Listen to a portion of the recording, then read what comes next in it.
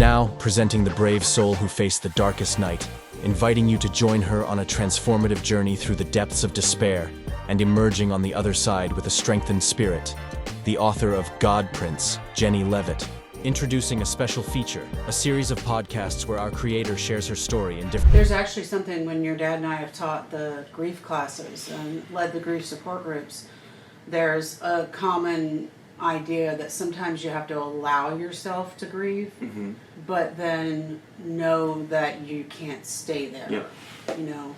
And you were talking about how with the holidays it was hard.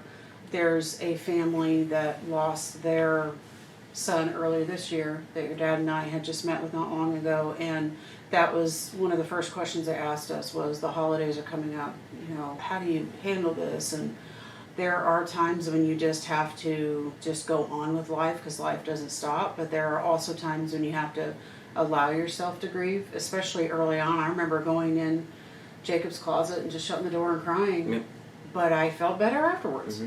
You know? Well, and I think that those around you have to let you do that. Yeah. Even if they grieve in a totally different way, like you have to let people grieve in their own way. But that's true. Also, and I think that Dad was so good at this, but I think that he didn't grieve.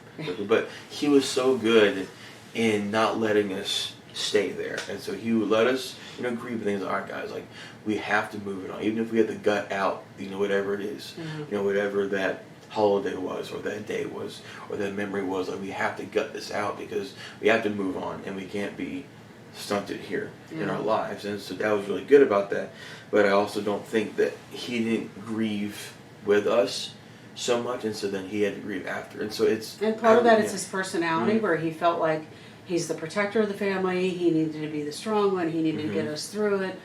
You know, and that's a great reminder for anyone that's watching. If you know somebody that's grieving, or if you're grieving, just be gracious with each other.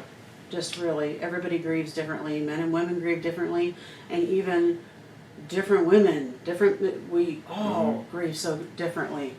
So there were times when I felt like, I'm not sure if I can get through this. There's so much going on.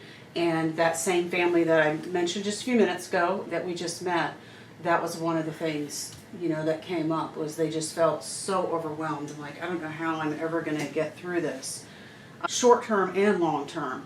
And so I remember sharing with her some of the short term things that helped me was counseling. We talked about that before. Support groups, the grief support groups, going to church, which that could be a whole nother episode because that was easier for your dad to go back than it was for me. Everybody has their own experience with that too. For me, it was just the memories were so hard.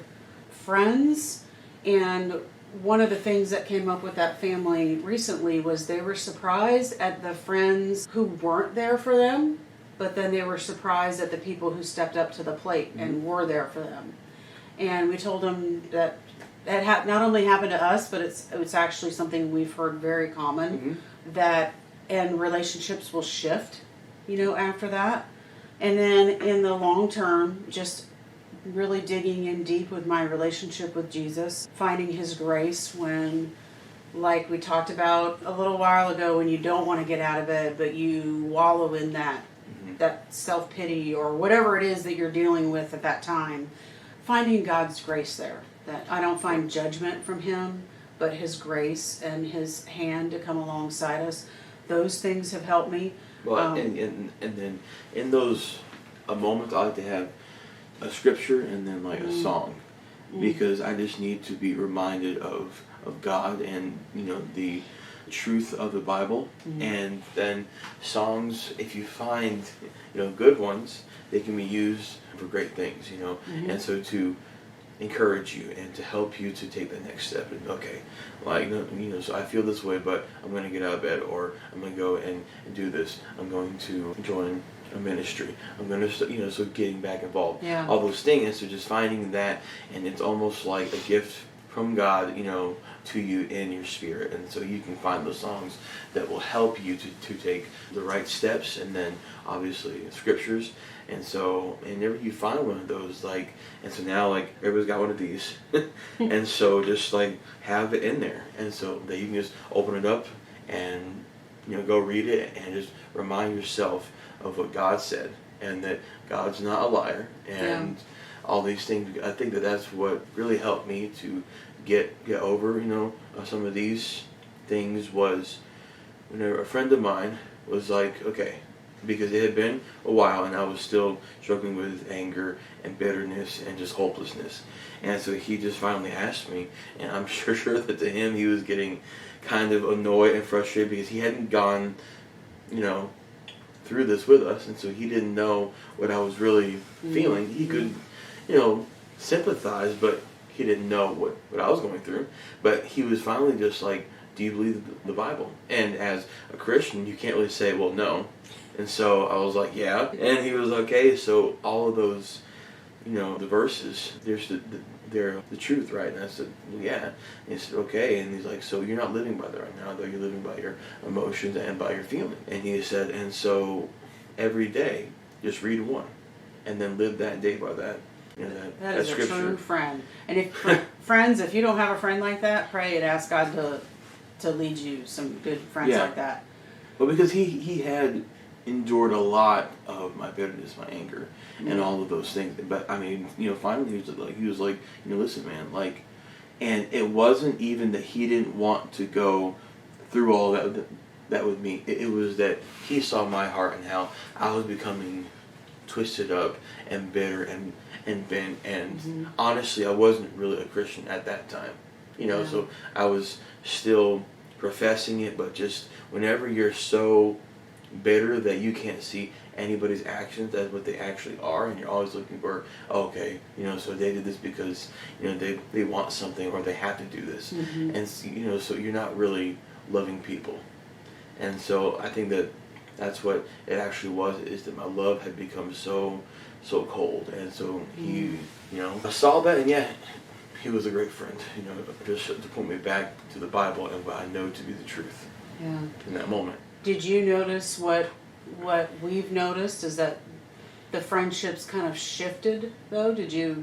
I did. There were definitely, there were probably 3 that stayed and became stronger, I think, through that. But then there were definitely others that beforehand I wasn't close with them at all, but now I am a lot closer. And the other ones that I thought would be, friends for life, and honestly, since the accident or the years after that, I haven't really built anything with them. But I think that, and this isn't, to call anybody out, but some people, whatever that reason is, they can't deal with death quite yet. They can't deal with the reality of what that means, because maybe they haven't settled that in their own hearts yet, or maybe they've just never gone through that type of thing, and so they have nothing to base what I am feeling off of. Yeah. You know what I'm saying? And so they can't relate. And so, and honestly, before the accident, that was me, so people would lose somebody, and I lost a few